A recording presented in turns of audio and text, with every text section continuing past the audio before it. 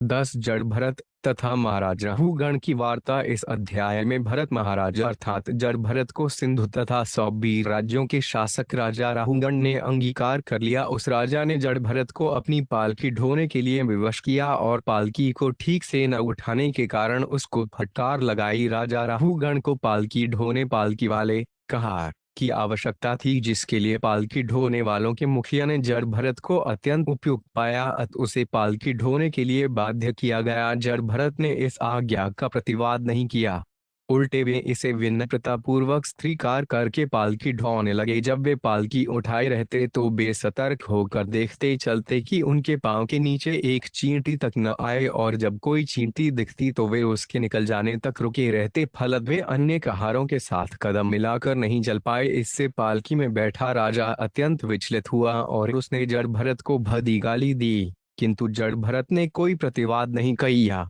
क्योंकि वह देहात्म बुद्धि से सर्वथा मुक्त थे। वे पालकी उठाए चलते रहे। जब उन्होंने फिर वैसा ही किया तो राजा ने उसे दंडित करने को धमकी दी। प्रतिक्रिया स्वरूप जड़ भरत बोलने लगे। उन्होंने राजा द्वारा प्रयुक्त गंदी भाषा का प्रतिवाद किया। जड़ भरत के उपदेश सुनकर राजा को आत्मज्ञान हुआ। ज्ञान आने पर उसने समझा कि उसने एक महान तथा साधु पुरुष का अपमान किया है। उस समय उसने विनीत भाव से आदरपूर्वक जड़ भरत की प्रार्थना की। तब उसे जड़ भरत द्वारा प्रयुक्त गूढ़ शब्दों के अर्थ जानने की इच्छा हुई और उसने सच्चे दिल से क्षमा याचना को उसने स्वीकार किया कि यदि कोई शुद्ध भक्त के चरण कमल की उपेक्षा करता है तो वे भगवान शिव के त्रिशूल द्वारा दंडित होता है। श्री शुभदवात सिंधु सौवीरप्ते रहुगणस्य शमत्यास तट्टे तत्कुलपतिनाशी विकावाह पुरुषान्वेषण स्मय दैवेन उपसादित सद्विज्वर उपलब्धेश पीवा युवासनहन नाड़ो गोखर्वदध्वान वोदमलमिति पूर्व विष्टिगृहीतः सह गृहदीतः प्रस्भम तदरहमुभाष्य ब्रिकासा महानुभाव। एक सुखदेव गोस्वामी आगे बोले, हे राजन, इसके बाद सिंधु तथा सौवीर प्रदेशों का शासक रहुगण कपिलारम जा रहा था। जब राजा के मुख्य कहार पालकी वाहक इक्षुमती के तट पर पहुंचे तो उन्हें एक और कहार की आवश्यकता हुई, अतः वे किसी ऐसे व्यक्ति की खोज करने लगे और दैवक्षण उन्हें जड़ भरत मिल गया। उन्होंने सोचा कि यह तरुण और बलिष्ठ है और इसके अंग प्रत्यंग सुदृढ़ हैं। यह बैलों तथा गधों के तुल्य बोझा ढोने के लिए अत्यंत उपयुक्त है। ऐसा सोचते हुए यद्यपि महात्मा जड़ भरत ऐसे कार्य के लिए सर्वथा अनुपयुक्त थे तो भी कहारों ने बिना झिझक के पालकी ढोने के लिए उन्हें बाध्य कर दिया। यदाहि द्विजवर से मात्रा लोकानुक्तेर्न समाहिता पुरुष गतिस्तदा विस्मत्ता स्वस्य ब्रिकाराहुगण उद्धार्य पुरुषान्धिवहतः हे वो ढार साध्वितिक्रमत किमिति विस्ममोहिते यान्मति। दो किंतु अपने अहिंसक भाव के कारण जड़ भरत पालकी को ठीक से नहीं ले जा रहे थे। जैसे ही वे आगे बढ़ते हर 3 फुट पहले वे यह देखने के लिए रुक जाते कि कहीं कोई चींटी पर पांव तो नहीं पड़ रहा है। फलतः वे अन्य कहारों से तालमेल नहीं बैठा पा रहे थे, इसके कारण पालकी हिल रही थी। अतः राजा राहुगण ने तुरंत कहारों से पूछा, तुम लोग इस पालकी को ऊंची नीची करके क्यों लिए जा रहे हो? अच्छा हो यदि उसे ठीक से लिए चलो। तात्पर्य, यद्यपि जड़ भरत को पालकी ढोने के लिए बाध्य किया गया था, किंतु उनके मन में मार्ग पर चलने वाली चींटियों के प्रति दया भाव बना हुआ था। ईश्वर का भक्त अत्यंत कष्टदायक परिस्थितियों में रहने पर भी भक्ति तथा अन्य उपयुक्त कार्यों को नहीं भूलता। यद्यपि जड़ भरत आध्यात्मिक ज्ञान में बड़े चढ़े योग्य ब्राह्मण थे, किंतु उनसे पालकी ढोने का कार्य लिया जा रहा था, उन्हें इसकी परवाह नहीं थी। फिर भी मार्ग पर चलते हुए उन्हें अपना यह कर्तव्य नहीं भूला था कि एक भी चींटी नहीं मरनी चाहिए। वैष्णव न तो ईर्ष्या करता है न ही वृथा उग्र बनता है। मार्ग में अनेक चींटियां थीं, किंतु जड़ भरत 3 फुट पहले ही इनके प्रति सचेत हो जाते। जब चींटियां निकल जाती तभी वे आगे कदम रखते। वैष्णव समस्त जीवों के प्रति अत्यंत दयालु होता है। भगवान कपिल देव सांख्य योग में बताते हैं, सूर्य सर्वदेहचिनाम जीव विभिन्न रूप धारण करते हैं। जो वैष्णव हैं वे मात्र मनुष्य समाज को अपनी दया के योग्य समझते हैं,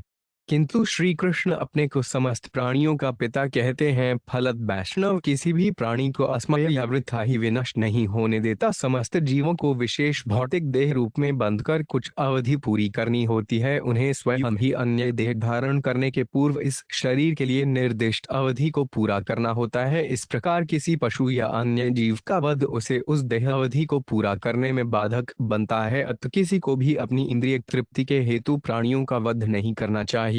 क्योंकि इससे वे पाप कर्म में फंस जाएगा। अथ ईश्वर वत्सोपालम भमुपाकर्ण्यों पाया तुरीयाच्छिड़ित मनसस्ताव में विज्ञाप्या बभूवो।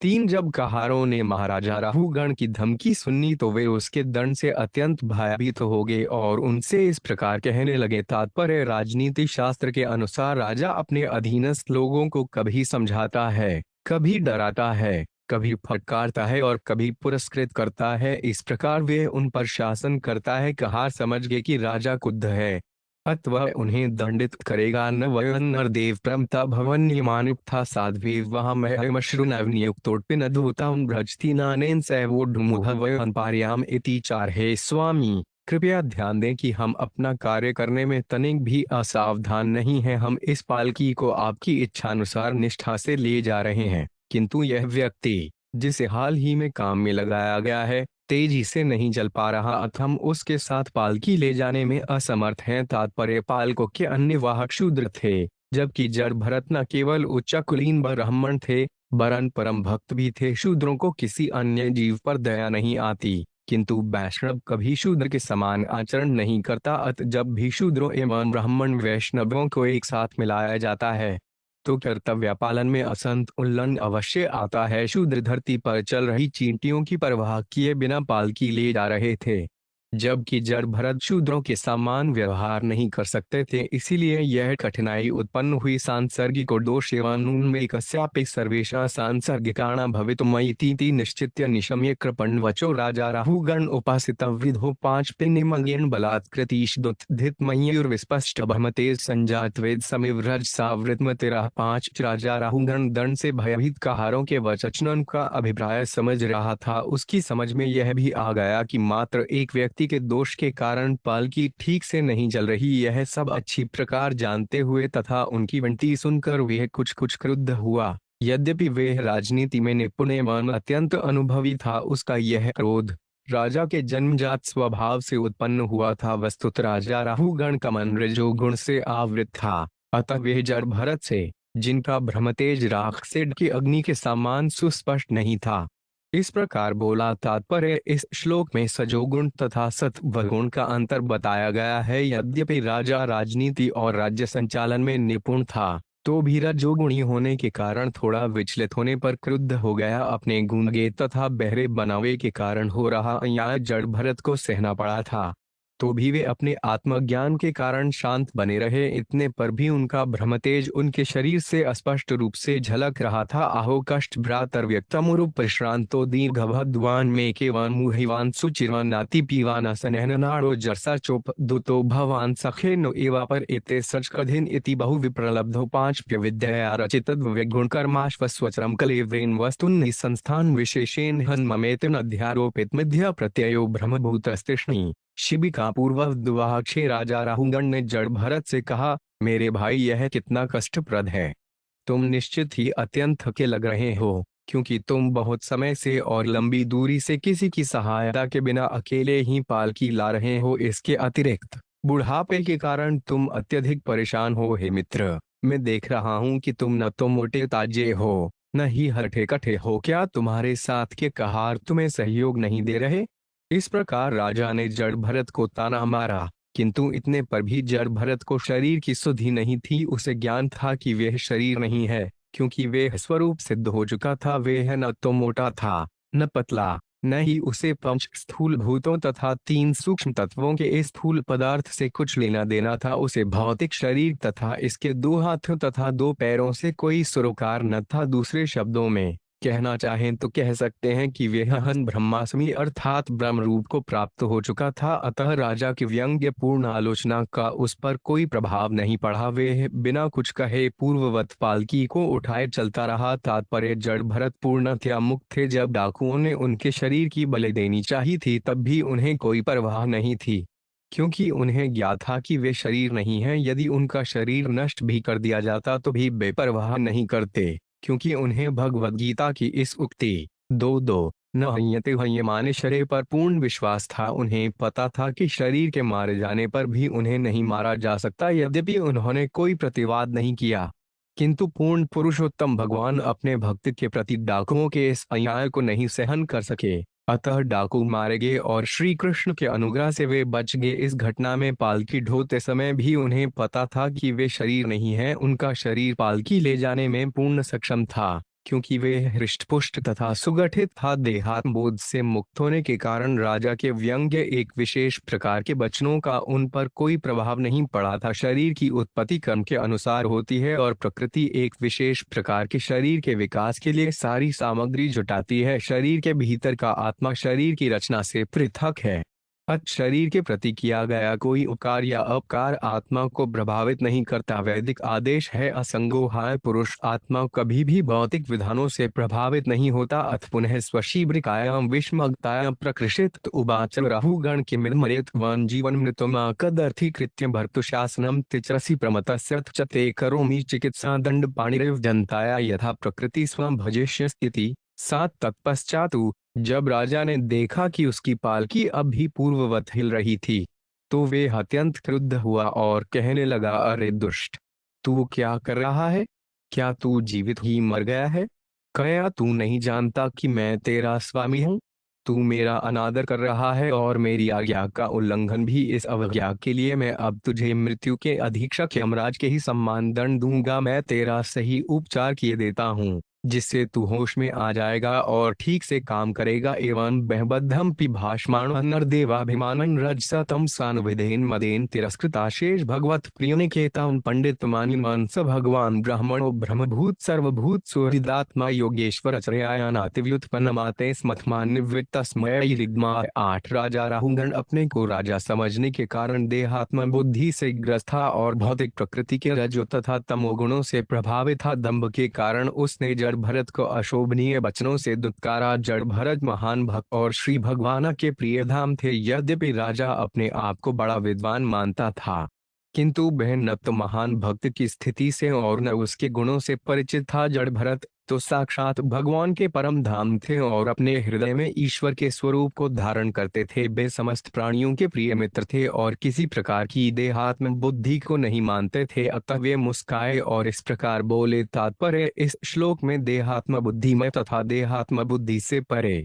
दिव्य व्यक्ति का अंतर बताया गया है। देहात्म बुद्धि के कारण राजा राहुगण अपने को राजा मानता था और अनेक अवांछनीय शब्दों में जड़ भरत को फटकार रहा था, किंतु जड़ भरत दिव्य पद प्राप्त होने के कारण तनिक भी क्रुद्ध नहीं हुए, बल्कि वे मुस्कुराए और राजा राहुगण को उपदेश देने लगे। परम वैष्णव सभी प्राणियों का सखा होता है, अतः वह अपने शत्रुओं का भी मित्र रहता है। वास्तव में वे किसी को शत्रु नहीं समझता। सुहृद शब्द हिनाय कभी कभी वैष्णव ऊपर से अभक्त पर रोष प्रकट करता है, किंतु यह अभक्त के लिए लाभप्रद होता है। वैदिक साहित्य ऐसे अनेक उदाहरणों से भरा पड़ा है। एक बार नारद कुबेर के 2 पुत्रों नलकूबर तथा मणिग्रीव पर क्रुद्ध हो गए तो उन्हें वृक्ष बना दिया। इसका परिणाम यह हुआ कि बाद में श्री कृष्ण ने उनका उद्धार किया। भक्त परम पद पर आसीन रहता है, चाहे वे प्रसन्न हो या क्रुद्ध, इसमें कोई डॉलर अंतर नहीं पड़ता, क्योंकि प्रत्येक दशा में वह अपना आशीर्वाद देता है। ब्राह्मण उवाच त्वयोदितं व्यक्तं विप्रलब्धवान् भर्तुः समेस्थाद्य दिवीर भार्गन्तुर्यदि स्थाद्धिगम्य मध्वापि वेति राशो न विदां प्रवादनो। महान ब्राह्मण जड़ भरत ने कहा है, राजन तथा वीर,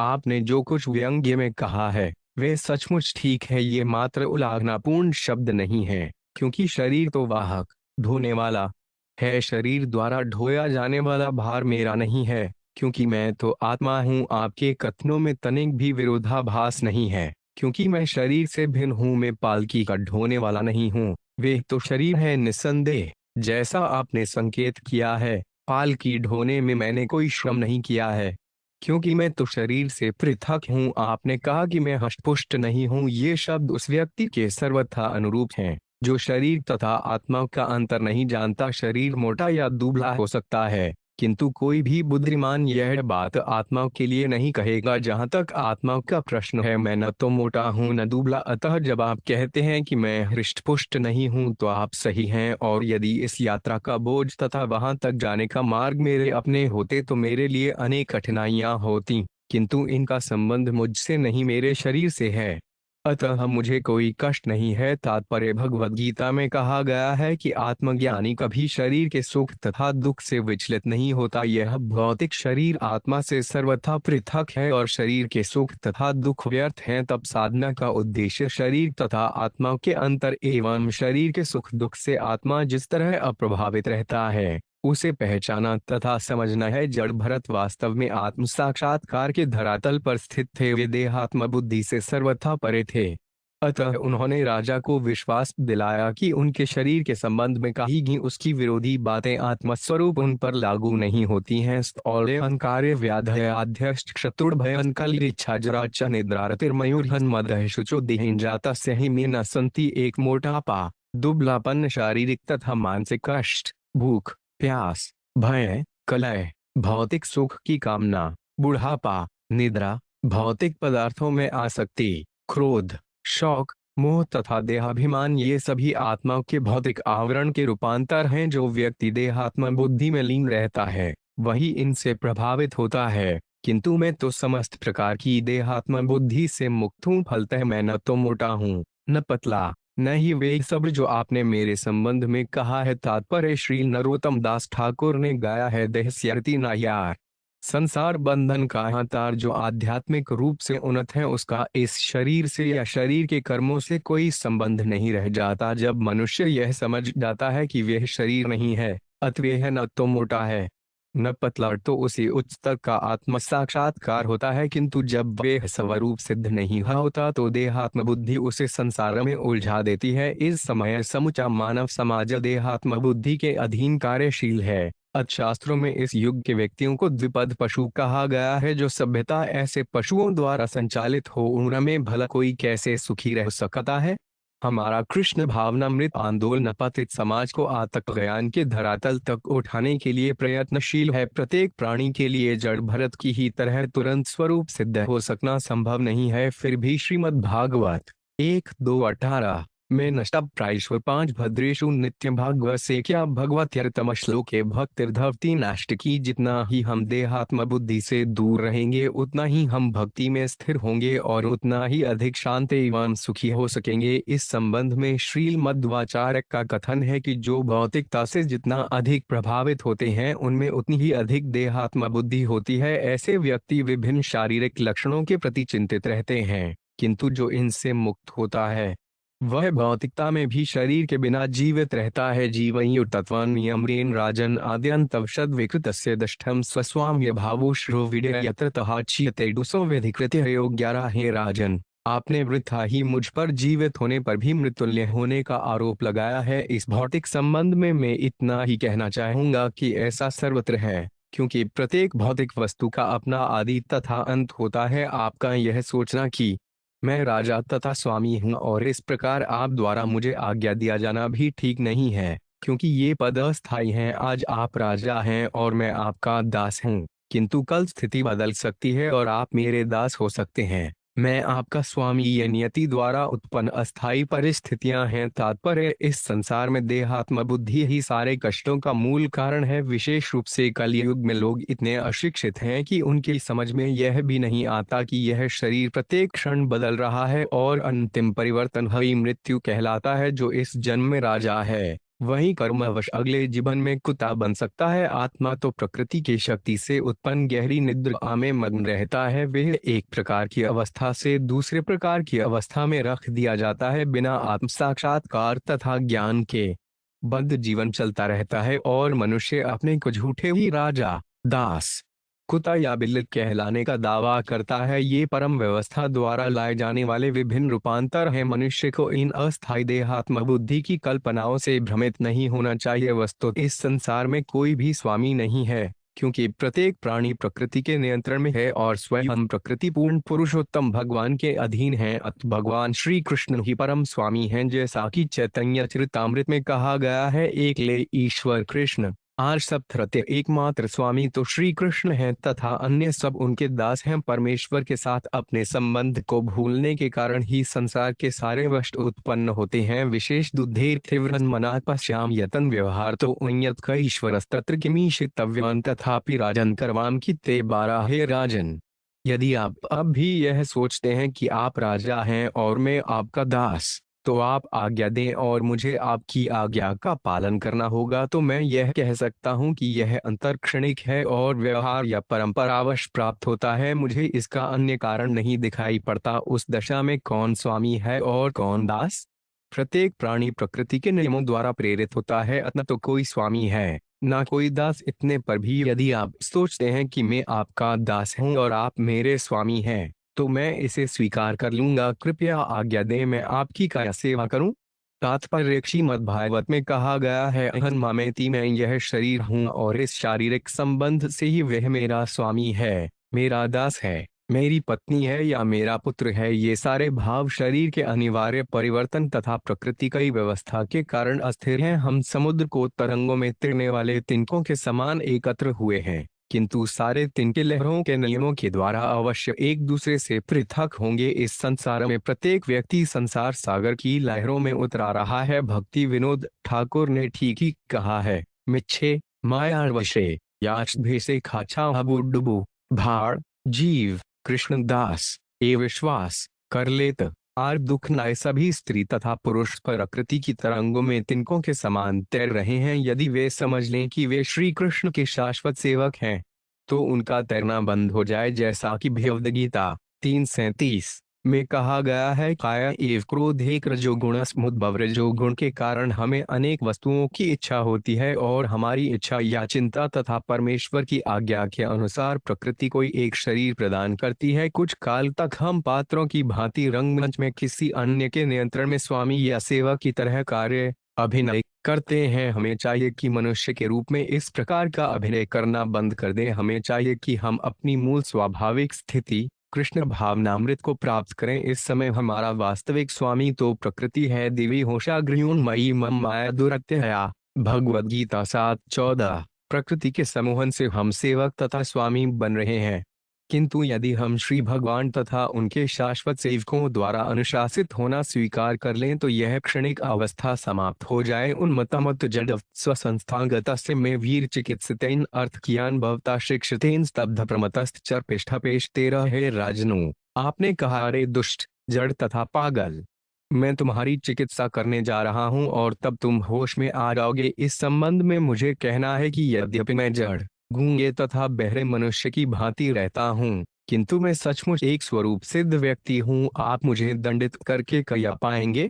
यदि आपका अनुमान ठीक है और मैं पागल हूँ, तो आपका यह दंड एक मरे हुए घोड़े को पीटने जैसा होगा। उससे कोई लाभ नहीं होगा। जब पागल को दंडित किया जाता है तो उसका पागलपन ठीक नहीं होता है। तात्पर्य, इस संसार में प्रत्येक व्यक्ति भौतिक अवस्था में अर्जित झूठे विशेष प्रभावों के अंतर्गत पागल के समान आचरण करता है। उदाहरणार्थ, चोर यह जानता है कि चोरी अच्छा काम नहीं है और यह कि इसके बाद राजा या ईश्वर से दंड मिलता है, तथा चोर पकड़े जाते हैं और पुलिस उन्हें दंड देती है, तो भी वह बारंबार चोरी करता है। उसके मन में यह विचार घर किए रहता है कि चोरी करने से वह सुखी हो जाएगा। यह तो पागलपन का लक्षण है। बारंबार दंडित होकर भी चोर अपनी चोरी करने की आदत नहीं छोड़ पाता।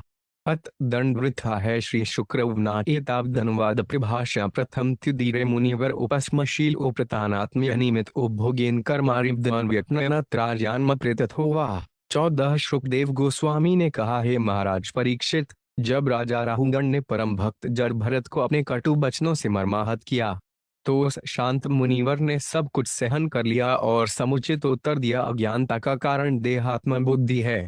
किंतु जड़ भरत उससे प्रभावित नहीं थे। अपनी स्वाभाविक विनम्रता के कारण उन्होंने अपने को कभी भी महान भक्त नहीं माना और अपने पूर्व कर्मफल को भोगना स्वीकार किया। सामान्य मनुष्य की भांति उन्होंने सोचा कि वे पालकी ढोकर अपने पूर्व अपकृत्यों के फल को विनष्ट कर रहे हैं। ऐसा सोचकर वे पूर्ववत पालकी लेकर चलने लगे। तात्पर्य, ईश्वर का उच्च भक्त कभी यह नहीं सोचता कि वे परमहंस अथवा मुक्त पुरुष है। वे तो सदैव ईश्वर का विनीत दास बना रहता है। विपरीत परिस्थितियों में भी वे अपने पूर्वजन्म के कर्म फलों को भोगना स्वीकार करता है। वे ईश्वर पर कभी दोषारोपण नहीं करता है कि उनके कारण उसे कष्ट उठाने पड़ रहे हैं। ये परम भक्त के लक्षण हैं। तख्ते अनुकंपा सुसमीक्ष मान जब परिस्थितियां पलट जाती हैं तो भक्त यही सोचता है कि पलटी हुई ये परिस्थितियां तो ईश्वर द्वारा प्रदत्त रियायतें हैं। वे कभी अपने स्वामी पर क्रुद्ध नहीं होता और उसका स्वामी उसे जो भी स्थिति प्रदान करता है उससे वे सदैव संतुष्ट रहता है। प्रत्येक दशा में वह अपनी भक्ति चालू रखता है। ऐसे पुरुष को निश्चित रूप से परम धाम लौटने की स्थिति प्राप्त होती है, जैसा कि श्रीमद् भागवत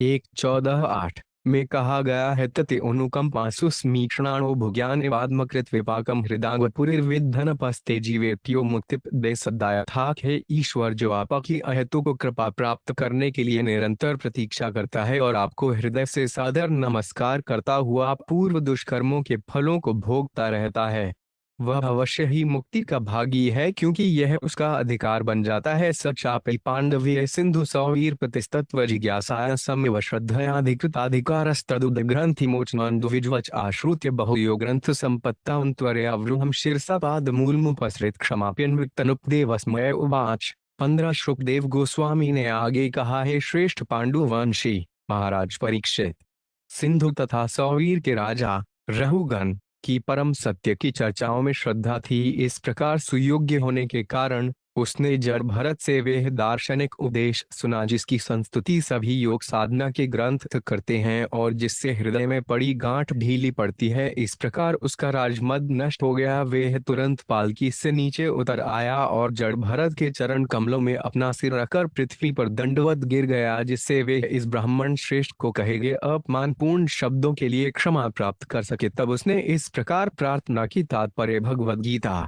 4:2 में भगवान श्री कृष्ण का कथन है, एवं परंपरा प्राप्तम यह विदु सकाले ने ज्ञाहता योगो नष्ट परंतप। इस प्रकार यह परम विज्ञान गुरुवार परंपरा द्वारा प्राप्त किया गया और राजर्षियों ने इसे इसी विधि से जानना, किंतु कालक्रम से वे परंपरा टूट गई, जिससे यह विज्ञान लुप्त प्राय हो गया प्रतीत होता है। ठे गुरुवार परंपरा से राजा भी ऋषियों के तुल्य थे। पूर्व काल में राजर्षि जीवन दर्शन समझते थे और नागरिकों को उसी स्तर तक ऊपर उठने की शिक्षा प्रदान करना जानते थे, अर्थात वे नागरिकों को जन्म तथा मृत्यु के बंधन से छुटकारा दिलाना जानते थे। जब महाराज दशरथ अयोध्या में राज कर रहे थे तो एक बार महर्षि विश्वामित्र असुरों के वध के लिए उनसे रामचंद्र तथा लक्ष्मण को जंगल ले जाने के लिए मांगने आए। जब विश्वामित्र मुनि महाराज दशरथ के दरबार में आए तो उनका स्वागत करने के लिए उन्होंने उनसे पूछा, यथवत पुनर्जन्म जाए, अर्थात जन्म तथा मृत्यु के चक्र को जीतने के उनके प्रयत्न ठीक से चल रहे हैं न? वैदिक सभ्यता को संपूर्ण प्रक्रिया इसी तथ्य पर आधारित है। हमें ज्ञात होना चाहिए कि जन्म मृत्यु के चक्र को किस प्रकार जीता जा सकता है। महाराज रहुगण को भी जीवन का लक्ष्य ज्ञात था, अतः जब जड़ भरत ने उनके समक्ष जीवन दर्शन प्रस्तुत किया तो उन्होंने इसकी तत्काल प्रशंसा की। वैदिक समाज की यही आधारशिला है। विद्वान ब्राह्मण संत तथा ऋषि वैदिक प्रयोजन से परिचित थे, अतवे राजाओं को आम जन समूह के कल्याण के लिए उपदेश देते थे। इस प्रकार उनके सहयोग से जन समूह को लाभ पहुंचता था, इसलिए प्रत्येक वस्तु में सफलता प्राप्त होती थी। महाराज रहुगण को मनुष्य जीवन को महत्वपूर्ण रूपेण ज्ञात थी, अतः उन्हें अपने द्वारा जड़ भरत को कहे गए अपशब्दों का खेद था। वे तुरंत पालकी से उतरकर जड़ भरत के पांवों पर गिर पड़े, क्षमा मांगी और जीवन के महत्व के विषय में, जिसे ब्रह्म जिज्ञासा कहते हैं, अधिक जानने की प्रार्थना की। इस समय के उच्च राज्य अधिकारी जीवन मूल्यों के विषय में सर्वथा अनजान हैं, अतः जब साधु संत लोग वैदिक ज्ञान का प्रसार करना चाहते हैं तो वे उनको नमस्कार तक नहीं करते हैं और आध्यात्मिक ज्ञान के प्रचार में अवरोध उत्पन्न करते हैं। इस प्रकार यह कहा जा सकता है कि प्राचीन राज शासन स्वर्ग तुल्य था और वर्तमान शासन नरक तुल्य है। कस्त्वनिगृढ़श्चर सिद्ध विजाना बिभर्षि सूत्रान कथमो 5 वधूत विसर्गस्यासिकुनृत्य यहाँ पे कस्मात् क्षेमाय नश्चेद सिनोत शुक्ल 16। राजा राहुगण बोले, हे ब्राह्मण, आप इस जगत में अत्यंत प्रचंड भाव से तथा अज्ञात रूप से विचरण करते प्रतीत हो रहे हैं। आप कौन हैं? क्या आप विद्वान ब्राह्मण तथा साधु पुरुष हैं? आपने जने उदाहरण कर रखा है, कहीं आप दत्तात्रेय आदि अवधूतों में से कोई विद्वान तो नहीं है? क्या मैं पूछ सकता हूँ कि आप किसके शिष्य हैं? आप कहाँ रहते हैं? आप इस स्थान पर क्यों आए हैं? कहीं आप हमारे कल्याण के लिए तो यहाँ नहीं आए? कृपया बताएं कि आप कौन हैं। तात्पर्य, राजा राहुगण को जब पता चल गया कि जड़ भरत गुरुवार परंपरा से अथवा जन्म से ब्राह्मण कुल के हैं तो वे अधिक वैदिक ज्ञान प्राप्त करने के लिए आतुर हो उठा, जैसा कि वेदों में उद्धृत है। तद विज्ञानार्थ अगुरुप एवाभिगच्छेत। राहुगण जड़ भरत को अपना गुरुवार स्वीकार कर रहा था, किंतु गुरुवार को चाहिए कि वह अपने पद को यज्ञोपवीत धारण करने से नहीं, वरन अपने ब्रह्म ज्ञान से सिद्ध करे। यह भी महत्वपूर्ण बात है कि रघुगण ने जड़ भरत से उनके कुल के संबंध में पूछा। कुल भी दो प्रकार के होते हैं, एक तो वंश परंपरा से प्राप्त तथा दूसरा गुरुवार परंपरा से प्राप्त। इन दोनों ही प्रकारों से ज्ञान की प्राप्ति होती है। शुक्ल शब्द सात्विक गुण का सूचक है। किसी को आत्म ज्ञान प्राप्त करना है तो उसे प्रामाणिक ब्राह्मण गुरुवार के पास जानना चाहिए, चाहे वह गुरुवार परंपरा से हो अथवा विद्वान ब्राह्मणों के कुल से संबद्ध हो। नाहन विषडे सुराज वज्ञागे जक्ष शुलान्यमस्य दंडातु नागियर कसुमानिल वितपास्था छड्ढे भूषम ब्रह्म कुलाव मानात 17 महानुभाव।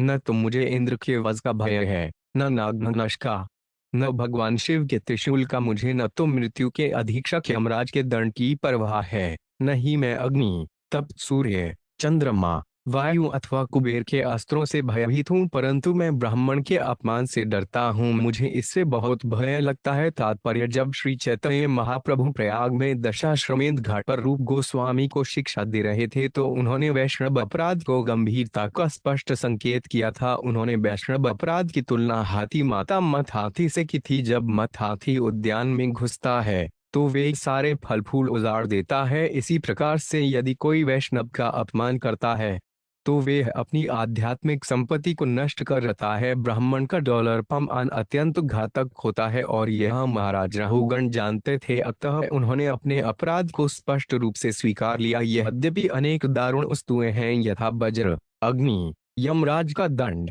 भगवान शिव का त्रिशूल आदि, किंतु इनमें से एक भी जड़ भरत जैसे ब्राह्मण के प्रति अपराध के तुल्य दारुण नहीं है। अतः महाराज राहुगण तुरंत ही पालकी से नीचे उतरे और ब्राह्मण जड़ भरत से क्षमा याचना के लिए उनके चरण कमलों पर गिर गए। तदुहासणो जड्वन्नी गूढ़ विज्ञान वीर्यों विचरस्थपा रहे वचांस योग ग्रथ चितानी साथो न क्षमन्ते मनसापि भेतुम 18 महाशय। ऐसा प्रतीत होता है कि आपका महत आध्यात्मिक ज्ञान प्रचंड है, आप समस्त भौतिक संसर्ग से रहित हैं और परमात्मा के विचार में पूर्णतया तल्लीन हैं, इसलिए आपका आध्यात्मिक ज्ञान अनंत है। कृपया बलताने का कष्ट करें कि आप जड़वत सर्वत्र क्यों घूम रहे हैं।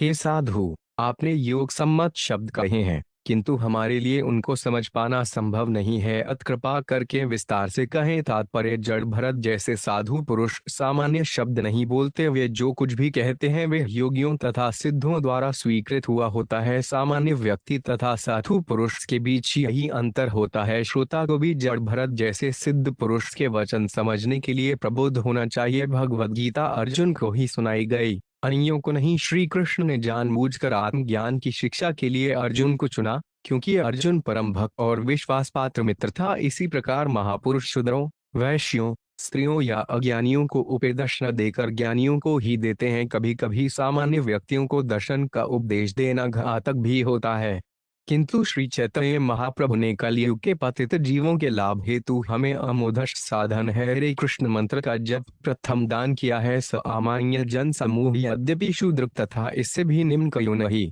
किंतु हरे कृष्ण मंत्र के जप से वे शुद्ध हो सकता है। तब सभी व्यक्ति भगवद गीता तथा श्री भागवत के दार्शनिक वचनों को समझ सकते हैं। इसीलिए हमारे कृष्ण भावनामृत आंदोलन ने सामान्य जनसमूह के लिए हरे कृष्ण महामंत्र जप स्वीकार किया है। जब क्रमश लोग शुद्ध हो जाते हैं तो उन्हें भगवद गीता तथा श्रीमद् भागवत के उपदेश की शिक्षा दी जाती है। स्त्री, शूद्र तथा द्विज बंधु जैसे भौतिकतावादी प्राणी आत्मोन्नति को नहीं समझ पाते तो भी उन्हें वैष्णव की शरण में जाना चाहिए।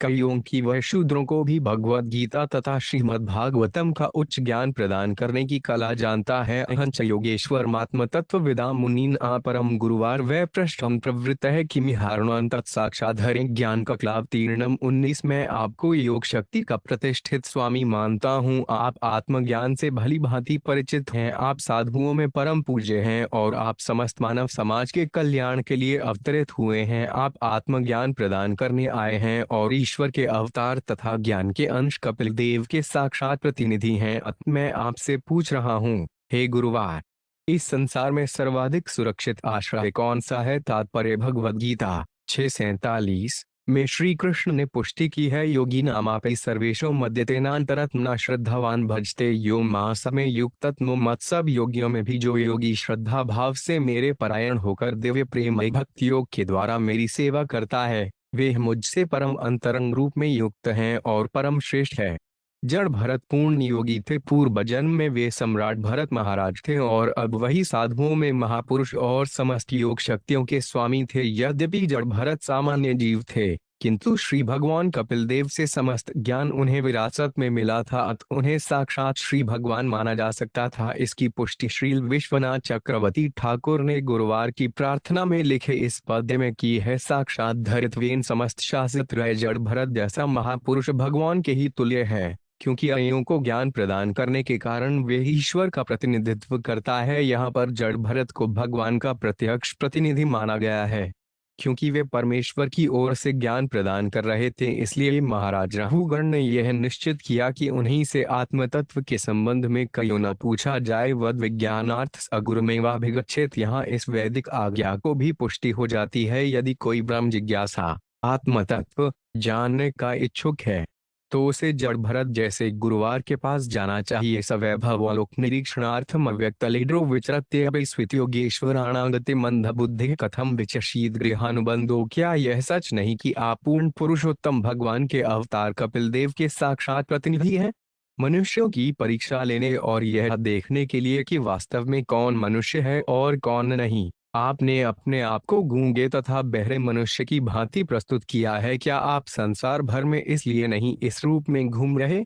मैं तो गृहस्थ जीवन तथा सांसारिक कार्यों में अत्यधिक आसक्त हूँ और आत्मज्ञान से रहित हूँ। इतने पर भी अब मैं आपसे प्रकाश पाने के लिए आपके समक्ष उपस्थित हूँ। आप बताएं कि मैं किस प्रकार आत्मा जीवन में प्रगति कर सकता। 5 है तात्पर्य। यद्यपि महाराज राहुगण राजा की भूमिका निभा रहे थे, किंतु जड़ भरत ने उन्हें बता दिया था कि वे न तो राजा थे, न ही जड़ भरत कोई गूंगा बहरा पुरुष था। ऐसी उपाधियां आत्मा के आवरण मात्र हैं। सबको इस ज्ञान तक पहुंचना है, जैसा कि भगवद गीता 2:13 में पुष्टि की गई है। देहिनो 5 यथा देहे। प्रत्येक प्राणी शरीर के भीतर बंद है, चूंकि शरीर कभी आत्मा के समरूप नहीं हो सकता।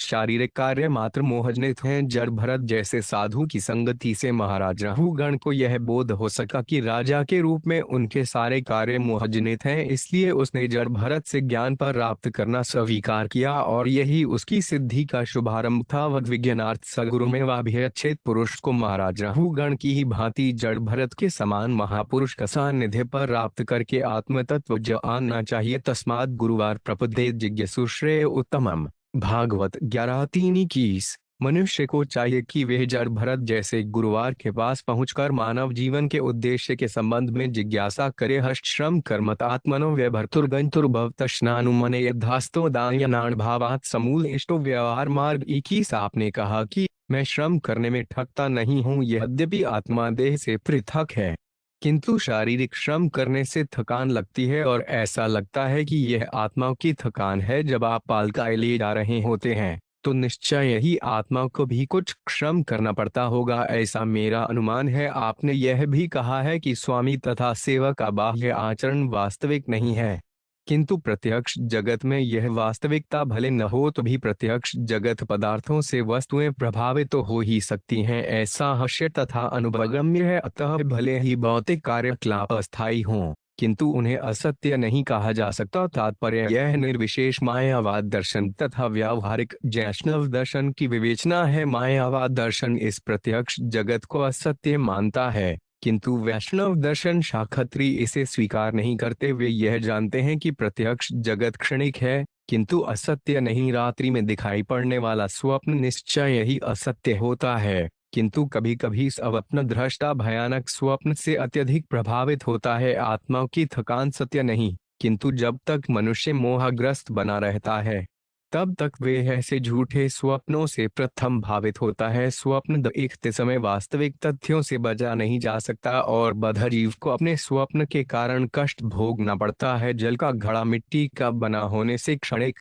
नाशवान है। वास्तव में जल का घड़ा जल पात्र नहीं होता, वे तो मात्र मिट्टी रहता है, किंतु जब तक उसमें जल भरा जा सकता है तब तक उसका सदुपयोग उस काम के लिए किया जा सकता है। इसे सरासर झूठ नहीं कह सकते। स्थलग्नेता तेंदुलकर भरंथी देहेंद्रिया श्वास नवनिकर्षा तत्संस्कृति पुरुष स्थान रुद्धात 22 राजा राहुगण आगे बोला, महाशय, आपने बताया कि शारीरिक स्थूलता तथा कुष्ठता जैसी उपाधियां आत्मा के लक्षण नहीं है। यह सही नहीं है, क्योंकि सुख तथा दुख जैसी उपाधियों का अनुभव आत्मा को अवश्य होता है। आप दूध तथा चावल को एक पात्र में भरकर अग्नि के ऊपर रखें तो दूध तथा चावल क्रम से स्वतः तप्त होते हैं। इसी प्रकार शारीरिक सुखों तथा दुखों से हमारी इंद्रियां, मन तथा आत्मा प्रभावित होते हैं। आत्मा को इस परिवेश से सर्वथा बाहर नहीं रखा जा सकता। तात्पर्य, महाराज राहुगण ने जो तर्क प्रस्तुत किया वह व्यावहारिक दृष्टि से ठीक है,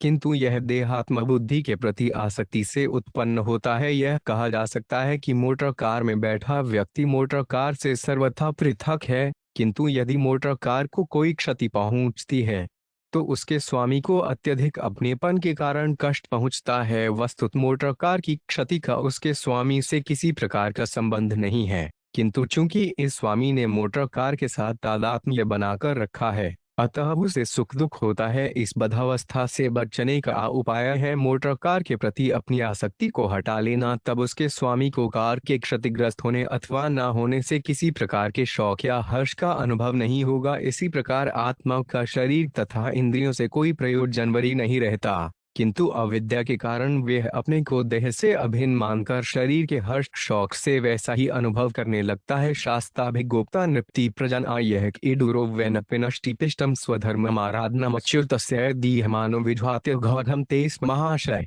आपने बताया कि राजा तथा प्रजा अथवा स्वामी और सेवक के संबंध शाश्वत नहीं होते। यद्यपि ऐसे संबंध अस्थायी हैं, तो भी जब कोई व्यक्ति राजा बनता है तो उसका कर्तव्य नागरिकों पर शासन करना और नियमों की अवज्ञा करने वालों को दंडित करना है। उनको दंडित करके वह नागरिकों को राज्य के नियमों का पालन करने की शिक्षा देता है। पुनः आपने कहा है कि मूक तथा बधिर को दंड देना, चर्वित को चर्वण करना या पिसी लुगदी को फिर से पीसना है, जिसका अभिप्राय यह हुआ कि इससे कोई लाभ नहीं होता। किंतु यदि कोई परमेश्वर द्वारा आदिष्ट अपने कर्तव्यों के पालन में लगा रहता है तो उसके पाप कर्म निश्चय ही घट जाते हैं। अतः यदि किसी को बलपूर्वक उसके कर्तव्य में लगा दिया जाए तो उसे लाभ पहुंचता है, क्योंकि इस प्रकार उसके समस्त पाप दूर हो सकते हैं। तात्पर्य, महाराज राहुगण द्वारा प्रस्तुत किया गया यह तर्क अत्यंत प्रभावोत्पादक है। श्री रूप गोस्वामी अपने ग्रंथ भक्तिरसामृत सिंधु 1-2-4 में कहते हैं कि तस्मात् केनाप्युपायन मनः कृष्णे निवेशेत, जैसे भी हो सके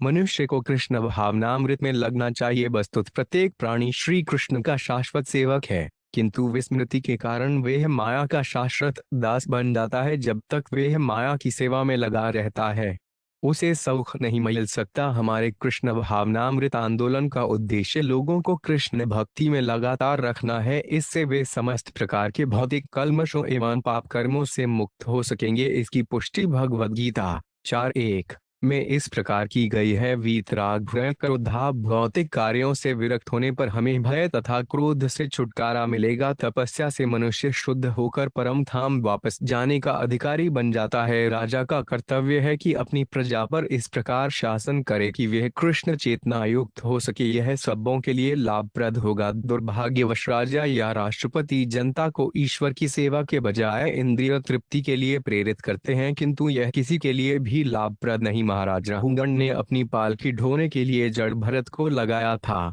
जो राजा के लिए एक प्रकार की इंद्रिय तृप्ति ही था। किंतु यदि कोई भगवान की सेवा में पालकी उठाने वाला का हार बनता है तो वे निश्चित रूप से लाभप्रद है। यदि नास्तिक सभ्यता में कोई राष्ट्रपति अपनी जनता को किसी प्रकार से भक्ति या कृष्ण भावनामृत जगाने के प्रति उन्मुख कर सके तो वह नागरिकों की सर्वश्रेष्ठ सेवा करता है। तन में भवन और देवाभिमान मदेन तुच्छीकृत सप्तमस्य कृषिष्ठ मैत्री क्षमार्थ बंधो यथा तरे सद्व ध्यान 24। आपने जो भी कहा है उसमें मुझे विरोधाभास लगता है। हे दीन बंधु, मैंने आपको अपमानित करके बहुत बड़ा अपराध किया है। राजा का शरीर धारण करने के कारण मैं झूठी प्रतिष्ठा से फूला हुआ था, अतः इसके लिए मैं अवश्य ही अपराधी हूँ। अब मेरी प्रार्थना है कि मुझ पर अहेतुक अनुग्रह की दृष्टि डालें। यदि आप ऐसा करें तो आपका अपमान करके मैंने जो पाप कर्म किया है उससे मुक्त हो सकूंगा। तात्पर्य श्री चैतन्य महाप्रभु ने कहा है कि वैष्णव के प्रति डॉलर अपराध करने वाले के समस्त परमार्थिक कार्य नष्ट हो जाते हैं। वैष्णव अपराध प्रमथार्थी द्वारा किए गए अपराध के तुल्य है। प्रमथार्थी अत्यंत श्रम से तैयार किए गए सारे उद्यान को विनष्ट कर सकता है। मनुष्य को भक्ति का कितना ही उच्च पद क्यों न प्राप्त हो, किंतु यदि वह किसी प्रकार वैष्णव की अवमानना करता है तो सारी व्यवस्था बिखर जाती है। राजा राहुगण ने अनजाने जड़ भरत की अवमानना की, किंतु जब उसे ज्ञान हुआ तो उसने क्षमा याचना कर ली। यही वह विधि है जिसके द्वारा वैष्णव अपराध से छूटा जा सकता है। कृष्ण अत्यंत सरल एवं स्वभाव से कृपालु हैं। यदि कोई किसी वैष्णव के चरण कमलों पर अपराध करता है तो मनुष्य को तुरंत उससे क्षमा मांग लेनी चाहिए, जिससे आत्म प्रगति न रुके न विक्रिया। विश्व सुहत सखस्य सामयिताभिम तेस्तवापि महद्भिमानात् स्वकृतार्धि माहर एनड्ख्यति दुरात्पि शूलपाणी 25 है स्वामी, आप समस्त जीवात्माओं के मित्र पूर्ण पुरुषोत्तम भगवान का सखा हैं, अतः आप सबों के लिए समान हैं और देहात्म बुद्धि से सर्वथा मुक्त हैं। यद्यपि मैंने आपकी अवमानना करके अपराध किया है, किंतु मैं जानता हूं कि मेरे इस तिरस्कार से आपको कोई हानि या लाभ नहीं होने वाला है। आप दृढ़ संकल्प हैं जबकि मैं अपराधी हूं, इसलिए भले ही मैं भगवान शिव के समान बलवान क्यों ना हूं,